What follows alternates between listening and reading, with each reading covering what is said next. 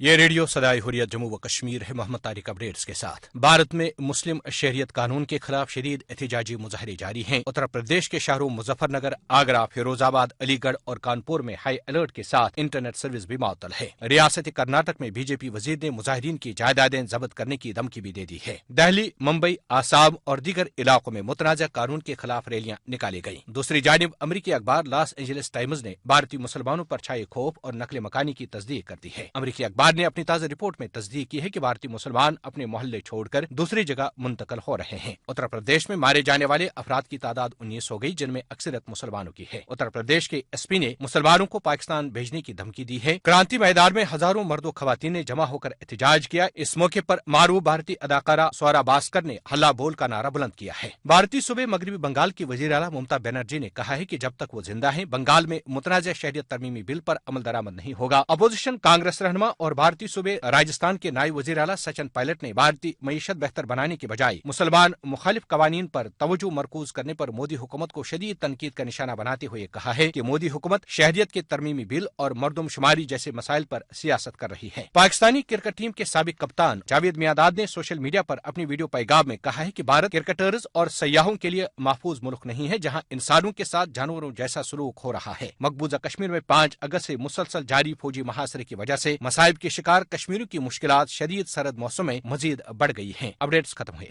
جہاں بھارت میں شہریت کے کالے قوانین کے خلاف ایک کوہرام مچا ہوا ہے، وہاں مسلمانوں کے ساتھ ساتھ دیگر اقلیتیں بھی شدید پریشانی سے دوچار ہیں۔ آئیے سنتے ہیں ایک سکھ شہری بندرا سنگھ کے تاثرات۔ آج اگر مسلمانوں کے خلاف یہ بل آیا تو کل سکھوں کے خلاف بھی آ سکتا ہے اور کل دلتوں کے خلاف بھی آ سکتا ہے، تب ان کو ہندو راشٹر بنانے میں سمے نہیں لگے گا۔ اگر یہ امینڈمنٹ بل کا سہارا لے کے اگر آج یہ مسلمانوں کو اگر یہ باہر کرتے ہیں دیش، کوئی ٹائم نہیں لگے گا سکھوں کو باہر کرنے میں۔ آپ مینیفیسٹو اٹھا کے دیکھیے بی جے پی کا، اس میں مینیفیسٹو میں صاف لکھا ہوا ہے کہ ہم ہندو راشٹر بنائیں گے۔ اگر یہ ہندو راشٹر بنانے میں کامیاب ہو گئے تو بھائی صاحب یہ بہت غلط ہوگا۔ مسلمانوں کے ساتھ کھڑے ہیں، ہم کل بھی کھڑے رہیں گے۔ اس دیش کے اندر بہت قومیں ہیں، آپ ایک قوم کو آپ ٹارگیٹ کر کے چلیں گے اور قوم کو اگر یہ برداشت نہیں ہے تو بل آپ کو واپس لینا پڑے گا، کیونکہ وہ بھی اتنے ہی سچے ناگرک ہیں اس دیش کے جتنے کی باقی ہیں۔ سکھ لوگ ان کے ساتھ کھڑے ہیں، ہم دیکھیں گے کہ کیسے آواز دباتے ہیں مسلمانوں کو۔ ہم لوگ بنانا ہے تو سب سے زیادہ کرکٹ ان کی آنکھ میں جو سکھ ہی ہے، بتا دوں سکھ ایک ایسی قوم ہے جو سامنے کھڑی ہوتی ہے پھر پیچھے نہیں ہٹتی۔ میں نے آپ کو بتایا کہ جب ایک قوم کو آپ ٹارگیٹ کرتے ہیں، 84 کے رائٹس میں آپ نے ہمیں ٹارگیٹ کیا، سکھوں کو آپ نے ٹارگیٹ کیا، تب کیا کارن تھا؟ کوئی جس سکھ نے مارا تھا وہ تو ان کا پرسنل گارڈ تھا، لیکن آپ نے ایک ایک سکھ کو گھر سے نکال کے گلوں میں ٹائر ڈال کے آپ نے ان کو جلایا، تب کیا تھا وہ؟ اس کا کوئی جواب نہیں ہے آج تک۔ 32 سال ہو گئے ہم لوگ اپنے قاتلوں کے لیے لڑ رہے ہیں، آج تک ہمیں نیائے نہیں ملا۔